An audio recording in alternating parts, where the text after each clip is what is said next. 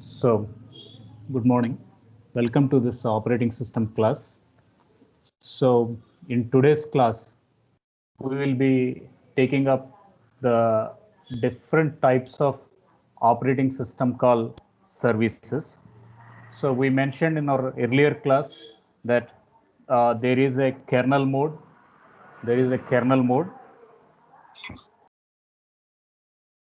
and there is a shell mode. Between shell mode and kernel mode, you need some communication. So that communication will be done via some instructions, and those instructions, they are nothing but called as protocols, or those instructions, they are called as system calls. So at this position, we will call it as user space. At this position, we will be calling it as system space. So user space and system space. So in system space, operating system will be available and it is doing it in kernel space. In user space, via the shell, people are communicating to the operating system to get their services done. But how are these services done? The services are done only via the system calls. So we are having lot of primitives, lot of things to be done via the system calls. So that can be process management, IO management, memory management. Those are all. So via that, we are going to give some commands or instructions to the content. So now we are going to have the first concept as process management, that is process control. So when we are going to say it is program, we will call it as passive entity. When we are going to call it as process, then we are going to call it as an active entity. So program under execution, we will call it as process. So program under execution, we will call it as process. So the first primitive will be creating of a process. That is, we will call it as opening of a process. Then we are going to say closing of a process. So now we can say there is a normal termination, nor there is an abnormal termination towards the program data. That is where we are going to call here as end, or that is where we are going to call it as abort. So process management control, we have created a process, then we will be closing a process. Later on, we are going to say normal termination or an abnormal termination. So normal termination and abnormal termination, they can be via end, nor they can be via an abort operation. Next one, we have a program that is converted to a process when it is active. Now it has to be brought into the random access memory. So we have a process, nor we can say it is a job. So those has to be brought into the random access memory. That means we have to say allot some memory. So allot some memory. So that is where we are going to say loading the things into the memory. After it is loading it into the memory, then we are going to hit Alt plus F5. Now we are going to hit Control plus F5, Alt F5 and Control F5, so that our program will be compiled, our program will be executed. So in GCC compiler or DOS box, so we are going to execute our C or C++ programs. So that is where we are going to call here as a load execute operations. Now our process is having some attributes. So what are attributes? Attribute can be a read attribute can be a write attribute, nor attribute can be a read and write. So we will call here as an append. We will call this one as an append, nor we are going to call it as an edit mode. So we want some set of operations to be migrated towards a read operation. We want some set of operations to be migrated toward write operation. So we say read and write via some scanf or printf or cout or cn. So similarly, in system calls, we are going to have getting an operation and for setting an operation. So in form of input and output operations, scanf, printf, c in, c out. So here we are going to use the primitives, that is get and set. Okay, the next process was, so I'm having the concept of multi-programming. Assume the concept of multi-programming is there. Now what is happening? Job 1 is being allocated to the CPU. Now job 2 is there. Now job 2 is going to be in waiting state. So until CPU comes to the job 2, up to then, now up to then, this job is going to be put in some hold state, and that hold state we are going to call here as a wait state. So waiting is that CPU cycles or CPU memory or memory cycles, IO or IO cycles or IO resources, they are used by some other process. So it is used by some other process. Definitely it has to, another process which wants the same process, it has to wait until it is going to be get released.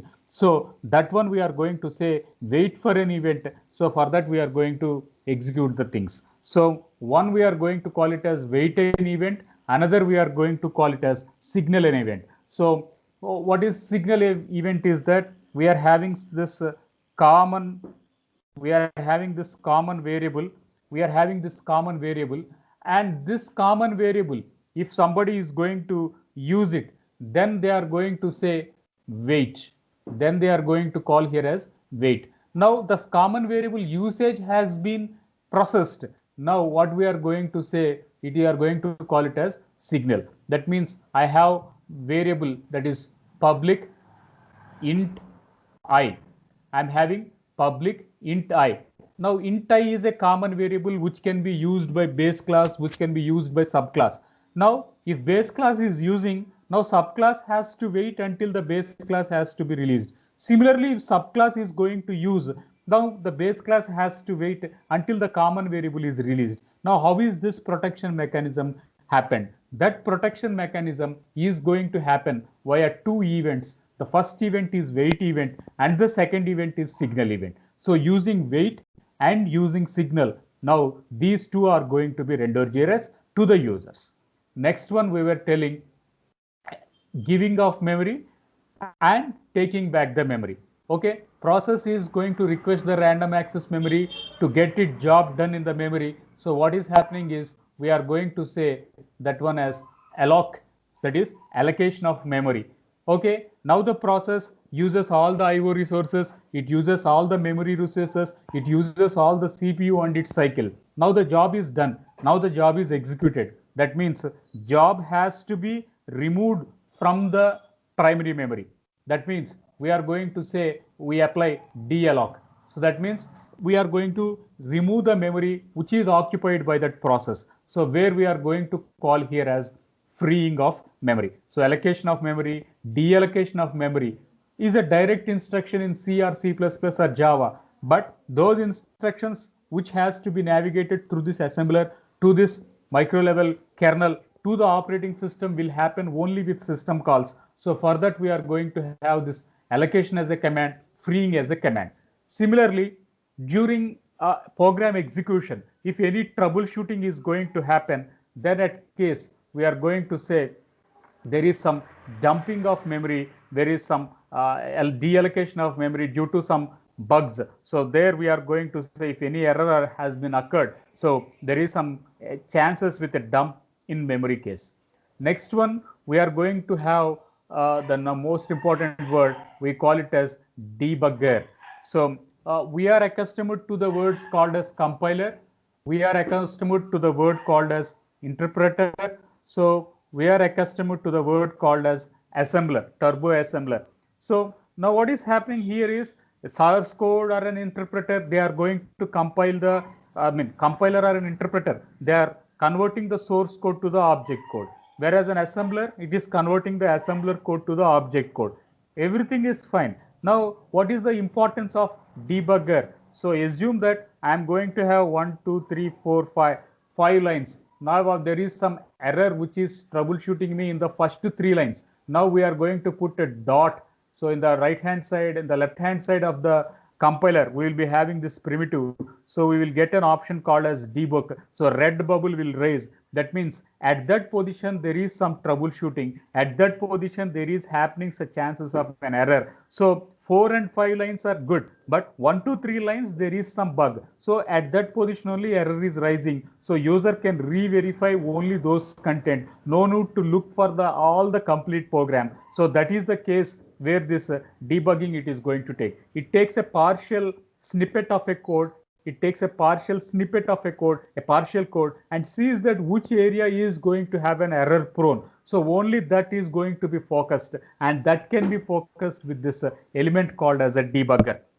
So we have done good enough examples in DBMS. Maybe you can recollect that we are going to call it as shared lock, and another we are going to call it as exclusive lock. And shared lock and exclusive lock will happen with mutex. That is, we will be having a signal and we will be having it a wait state. One we are going to call it as P, and another we are going to call it as V. So in this way we have a semaphore, and that semaphore it is controlling the critical region or a critical section, so that at most only one process it is going to happen. So that is where this mutex is going to take place. So in mutex we are going to call it as a shared, we are going to call it as locking. So you can recollect the one word we call it as two-phase locking. So two-phase locking, that is one phase we are going to acquire the lock, and another phase we are going to release the lock. So acquiring the lock will happen over the shared variables in one stage. After you use the shared variables, you will release those shared variables. So that is the case where this deallocation or giving back the locks over the shared variable happens. So that is regarding the process management content. Next one, we are going to have here the file management. So next primitive we are going to have the file management. So when we are going to say it is as a file, when we are going to say it is having a file, so assume we are having a word called as D drive. So in D drive I am having some directory 1. Next I am going to have directory 2. So this is level 1. Again in this directory I am going to have file1.c, file2.java, and in this directory I can say file3.cpp. Now what is happening here is this one we are going to call it as a drive here, drive. So drive is nothing but the hard disk here, and hard disk it is going to maintain a directory system. It is maintaining some directory system, So hard disk maintaining a directory system, and this is what we are going to call it as a directory 1, directory 2. Then we are going to have F1, F2, F3. Those we are going to call them as files here. So maintaining a file structure. So maintaining a file structure. Now, if you are going to use a Unix operating system, then it is going to happen via a inode. When I am going to use a Windows operating system, then I am going to use the tree structure. So you can see this D drive, this is level 1. Next I am going to have directory structure, level 2. Next I am going to have the file structure, level 3. In this way, level by level, we are able to get the data. So that is where this file management is making these all conversions, etc. So we are having first one, creating a file, followed by deleting a file. So what happens is we can right click on a desktop, and then we are going to say then we are going to say delete that file. So that means the file what you selected, it will be moving to the recycle bin. So once we create a file, that we can do it with a create command. Next, the file or unwanted file, what we are going to say, we will select it, then press the delete button and delete it. So obviously we say the first option is creating a file, and second option we are going to call here as a deleting of a file. The next one is going to happen with this the next one, it is going to happen with this open, and it is going to happen with this close file. That is, if I want to make some read-write operations, so either I want to make a read operation or I want to make a write operation, obviously the file has to be opened. So the mode has to be specified. If I'm going to make a write mode, then it is going to be opened in an output mode. Then whatever read content has been done, that it is going to be dumped into the write file. Thereby, it is going to be closed. So the first primitive was we are going to say this open file and close file. I just mentioned reading of the operation, writing of the operation, and the most important thing will be the repositioning of the operation. So what is repositioning? I'm going to have 1, 2, 3, 4, 5 lines. So now from the fifth line, I want to move to the second line. Now I want to move to the second line. So that is what we are going to say undo operation, nor we are going to say it is a redo operation, nor we are going to use a command called as go to command. So to which line we have to jump, to which line we have to jump. So jump, it can be some via condition, nor it can be via some uncondition. So jump, it can be via condition, nor jump can be via uncondition. In both the cases, this can happen. Next one, we are going to say getting and setting of file attributes. We just mentioned the mode, that is read mode and write mode, and we are going to say hidden mode. That means we want the file not to be exposed to multiple users. It should be a private file. If it is going to be a private file, then we are going to issue that directory or issue that file as hidden mode. So right click on a file name, then you can say hidden option will be there. If you check on the hidden box, then what happens is the file will not be displayed to others. Again, if you say uncheck hidden, and then you can see your file. So that is where we are going to say hidden mode. So getting an attributes or setting an attributes, it can be read attribute, write attribute, or hidden attribute, etc. Next one we are going to call here as a device management. So when we are going to talk about a device, so now devices, now the word is very specific that it can be all the IO devices. So it can be some printer device, it can be some scanner device. So printer, I'm on a network. Now I should give a file print command from the system what I sit, but it will be displayed some other location. So that means that request has to be processed. So we are going to call here as a requesting of a device. Next one, we are going to say releasing of a device. So we have used the device. Now some other people is in wait. Some other people has to be signaled. So that is happened when we are going to say it is releasing of a device. So in a device management, first of all, there are devices. It can be printer, scanner, mouse, keyboard. So all these we are going to call it as a devices. Assume there is a network, and in that network there is a printer. So if I mean to say it is a network, 100 computers are there. So 100 users are eligible to give a print command, and they are able to share the same printer. That means if I am going to give a print command, now you are to be in a waiting state. You will be in a waiting state because I first entered, I am in the first in, first out queue. So I first entered, and now I am going to use the printer. So you are put in a wait state. So as I am using the printer, now I am going to say that command as a requesting of the that content. Next one, we are going to say I have used the printer command. Next, I need to release the printer command. So that releasing of a printer command, we are going to say I use the set of services, the system call services of a device. Now I should release that because some other who is behind me, who is in the network, should be able to use the same printer after me. So then we are going to say release the thing. Similarly, I am having some devices, and on that devices read operation followed by write operation followed by reposition operation. That is again repeating here. Again, these are common attributes. So setting of a device attributes, getting of an attributes. Next, we are going to say logically attach a device and logically detach a device, right? Logically attach or logically detach. Okay.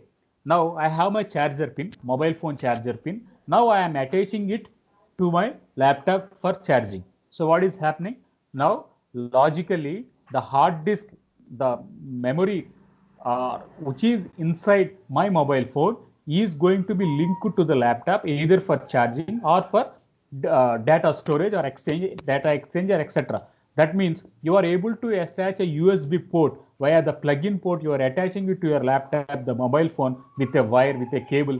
Then you are transferring the data from your mobile phone to your laptop. That means how it is possible? You are going to use a command called as logically attach. Okay, all the photos in your mobile you copied in your laptop. Now what is happening? Now you need to disconnect your mobile phone from the laptop. How is it possible? Then you are going to say right click, then save to remove hardware devices, done. So how this command has came to you? It has done internally. The operating system is going to use this detach command. So attaching some external storage or external content, similarly detaching the external storage which you have given to the laptop or desktop, whatever it is. So that is where external storages are going to be there. You need to give it to the USB or a CPIN port, so that data will be accustomed between the first device and second device in a network. So that is where it is going to call it as logically attaching or logically detaching the content. So in this slide, you will be seeing this as information maintenance. We will be calling here a word called as information maintenance. So what is information maintenance is, in the mobile phone or in a laptop or in the device where the operating system is loaded. So you can have a opportunity to look into the date and time. So you can change the time, right? You can update the time, you can initialize the time, or we are going to call it as setting of the time, right? We will be calling it as setting of a time. So initialize the time, then we are going to call it as setting of a time. Okay, at one interval of time you need to check the time, so that is nothing but you are going to call it as getting of a time. Similarly, in operating system I can refer select star from dual sys date. We are having this sys sys DADT. So select sys date from dual. So today's date, what it is in the terminal you are sitting, that date will be displayed. So you are going to call that one as system date. So the date which is maintained by your local system, it can be irrespective of UCT time, it can be irrespective of Greenwich Mean Time or Indian Standard Time, whatever you call. So it can be synced with it, it may not be synced with it. So it is up to your remote desktop or remote location. So you are going to call here as a setting of a time or setting of a date. Next one we are going to say again getting of that attribute, setting of an attribute either in read mode, write mode, etc. So all this we are going to say these fall under the information maintenance. Next one we are going to call here as communication. So the next process what we will be mentioning here will be the communication. So again, communication will happen only when there is a network. Communication will happen only when there is a network. So network, it can be internet, network can be a intranet, network can be a internet, network can be a ethernet. Internet, people call it as Ethernet, and Ethernet can be with some topology, bus topology, ring topology, star topology. So we need a communication, and that communication can be within an organization. We call it as intranet. Between organizations, geographically spread with wide area network, local area network, or a metropolitan area network, LAN, WAN, and MAN. So you are geographically diversified, then you need internet, and that internet, it is having Ethernet cabled with bus architecture, ring architecture, or a star architecture. So a cable is going to be connected, and via that cable content is going to be done. But now how the communication is going to be done inside an operating system? So communication inside the operating system, it is going to be done via sockets. It is going to be done via sockets, and via that socket it is going to use two methodologies. One we are going to call it as message passing, and another approach we are going to call it as a shared memory model. So the communication within an operating system, it can be towards two approaches which primarily focuses on true approaches. One we are going to call it as message passing, another we are going to call it as shared memory. So when we are talking about message passing, now I was mentioning in the earlier slides, we are going to call it as peer-to-peer. Now we are going to say one entity to another entity. So entity is there, another entity is there. So between one entity, another entity, we are going to pass a message. So there is no multiple nodes, right? There is no multiple nodes. There is no multiple nodes. There is only single node. We will be having only a single node here. So via a single node, data is going to be transmitted to another single node. Then we are going to say it is message passing. So assume now I am talking to you. So obviously what is happening? One node to many nodes. So if I am teaching to only one node, obviously what happens, it is just message passing. So source party only one node, receiving party is also only one node. But then that is called as unicasting. That is called as unicasting, and unicasting is an example for this message passing. And now that approach what we are doing in this class. So I am broadcasting my contents. I am broadcasting my contents, and via the broadcasting from one node to multiple nodes, they are able to get this information. So we take that privilege as a broadcasting. If you assume it is a meeting and two or more people are along with me, now what happens? Many to many relation. So you people, you can interact with me, we people, we can interact with many. So in this way, unicasting, multicasting, broadcasting. So these are the different concepts which are raised, and these raised concepts are happening only in form of with a set of called as communication. If communication wasn't not created by a system call, we would not happen to have this class today. So we have this socket programming. The communication will be done via sockets. So using a socket programming from source to a destination, from a client to a server, from one location to another location will happen via a network. So the two main technologies inside an operating system, one it is point to point, peer to peer, that we call it as message passing. And second thing we are going to call here as shared model. So a shared memory is there.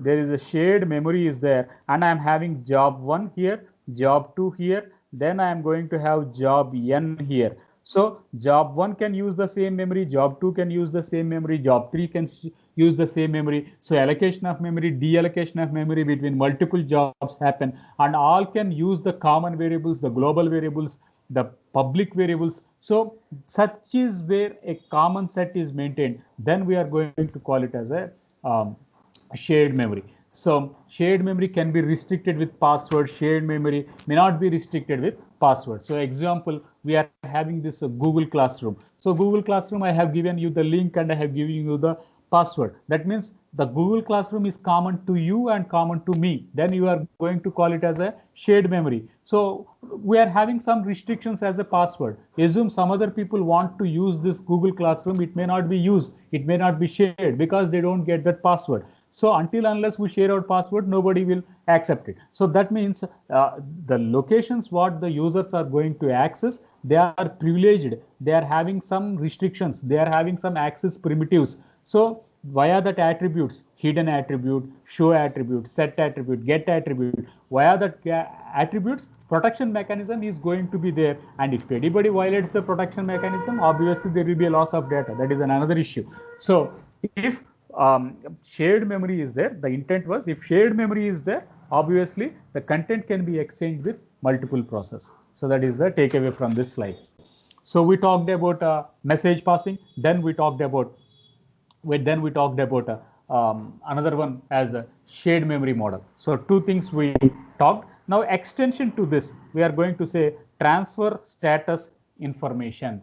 So how much data is exchanged? How much data is exchanged? So how much bandwidth it consumed? How much data bytes are there? Is it kilobyte, megabyte? So how much network is there? How much bandwidth is there? So everything, how much amount has to be transferred from one data to another data. So you can see when I am going to copy a file, or when you are going to copy a file from one location to another location. So it gives, Microsoft will give a window. So copying from one location to another. So first file copied, second file copied, third file copied. In this way, it is going to give you the status. And once it is done, it says 100% transfer is completed, 100% data is transferred from one location to another location. So you just right click on a file, put copy, paste it on a desktop. Now you can see one file to another file, data will be transmitting, some scrolling will come, 10% completed, 20% completed, 30% completed, and 100% completed. So you are going to get that status. So we call here this word as a status of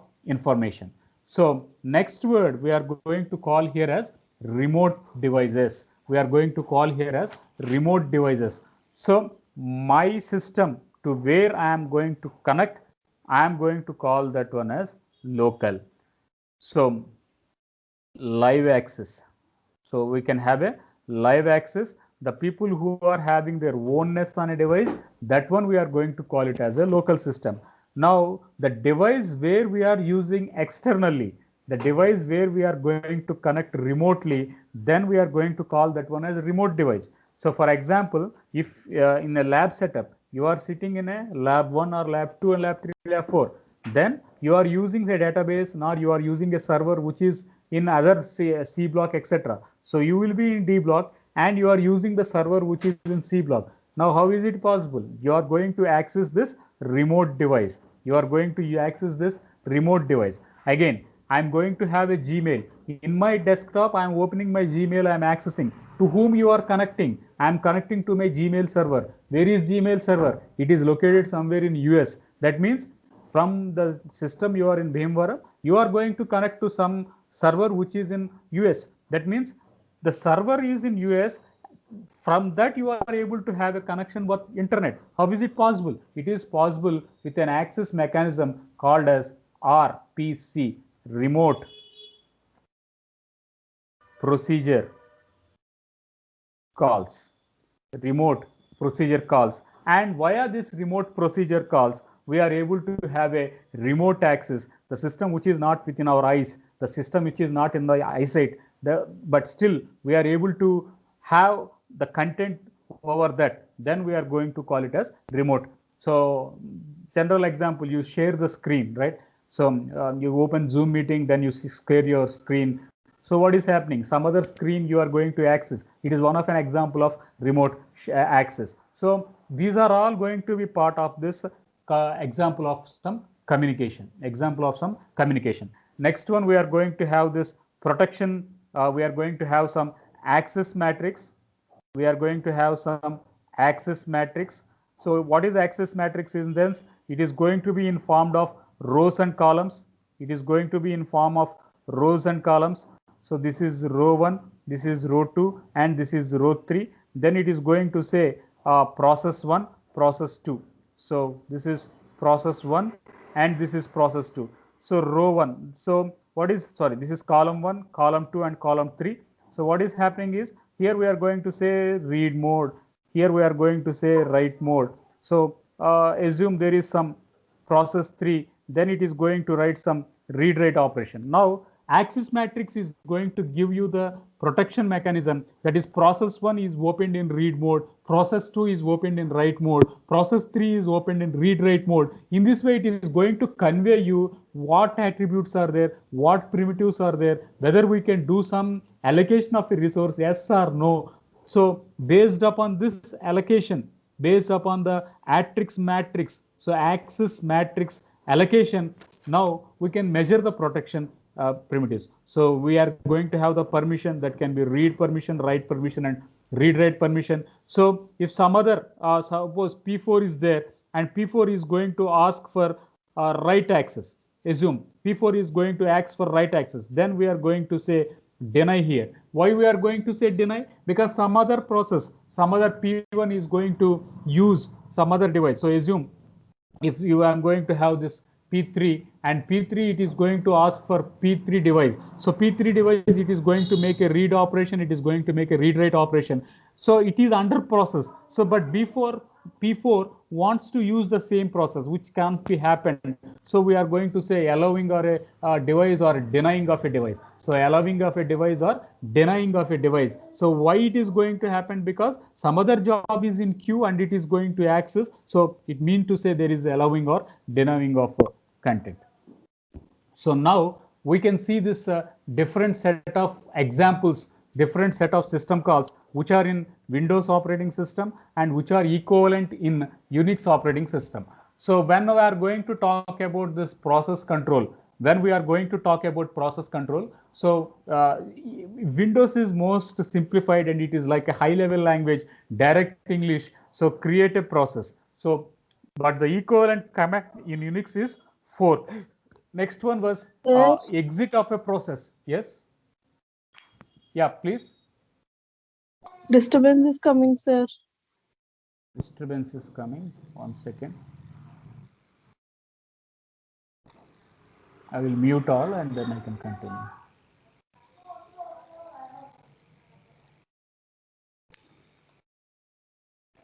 So I will just mute this, mute, and then I will be back to the class.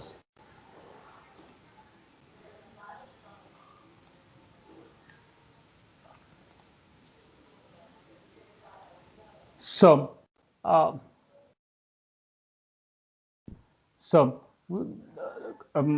there are system calls, that is process management, file management, device management, information maintenance, communication, and protection.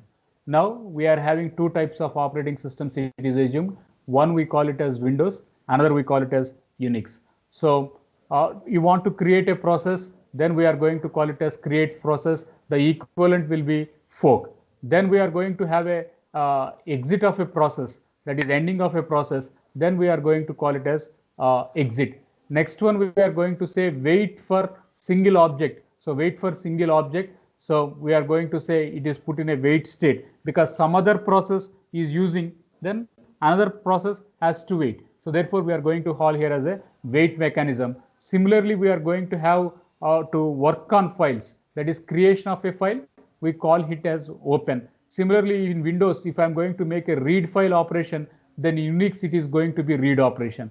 Similarly, in Windows, if it is having a write file, then in Unix you are going to have just read open brackets, close brackets. In Windows, if I am going to have some close handle, then here we are going to have close operation. Similarly, I am going to say console. I am going to call here as console. So the prompt where we are going to get, so the DOS prompt where we are going to get, so that window, monochrome window where we can type our commands. So that is where we are going to call here as console. So we are giving an access to that console to make a read operation and write operation. So setting of a console, reading of a console, and writing of a console. So here you can see read console, write console, IOCTL. So that is the equivalent command in Unix. So nowadays, for our generation, there is no need to memorize at least a single command also. If you just right click on it, all the commands will come. Then we are going to select that command. So Control X, it is cut. Control V, we are going to call it as paste. But it is menu driven, right? So you just edit, cut, edit, paste. So we are able to have this GUI based.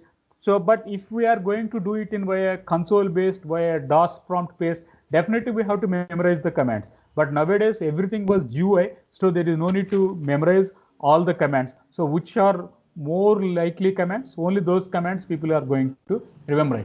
So here we are going to have this information maintenance. We say process ID. We are going to call here as get process ID as an equivalent command. And similarly, we are going to set some alarm. So we say it is alarm. Similarly, we give it as sleep. That is, after 100 milliseconds, you wake up me. So after 100 milliseconds, until 100 milliseconds, the power in the system will be lost. I mean, the LCD will be off. Then after 100 milliseconds, again it turn back. So that position you are going to say it is a sleep mode. So that sleep mode is going to take place. Then we are going to say having a message passing. So we are going to call it as message passing, message passing. So message passing is going to happen via this create of a. No audio clarity, Yes? sir. No audio clarity. Okay. I'm not getting. We can hear, sir. Okay. So communication, it is going to be part of pipe. 1 second.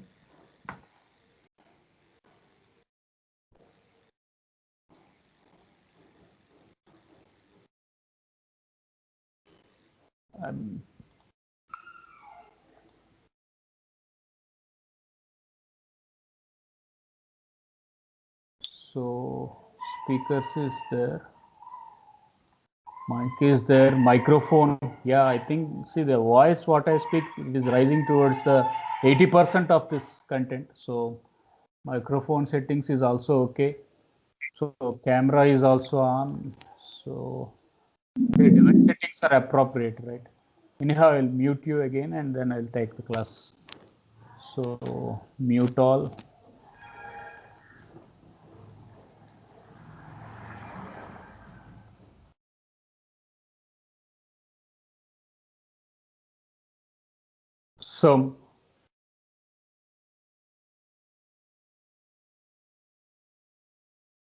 So when we are talking about the communication, we were mentioning there are two ways of communication. One, it is going to be call it as message passing. It is called as message passing. And another one we are going to call it as shared memory. So message passing, it is going to use the concept of pipe. Then if you are going to use the shared memory, then you are going to call it as SHMGET. And uh, there are memory maps here. Okay, so I have a main program and I am doing addition module here. I'm going to do subtraction module, doing the multiplication module, and doing the division module. So this is my arithmetic program, arithmetic operations program. So arithmetic operation program, this is main program. So module 1, module 2, module 3, and module 4. Now, if I want to execute this main program, then I am going to have this subprogram. So I have to link this subprogram. I have to link all the subprograms to the main program. So how is this linking happen? It is going to happen with mmap. So if we are working with message passing, we will use create file. If we are using with the shared memory, then we are going to use shared file mapping, sorry, create file mapping. And if we divide the things into multiple modules and thereby we are linking the multiple modules, then we are going to say map file. So that is how this communication is going to take place. Next one, we are going to have this protection. So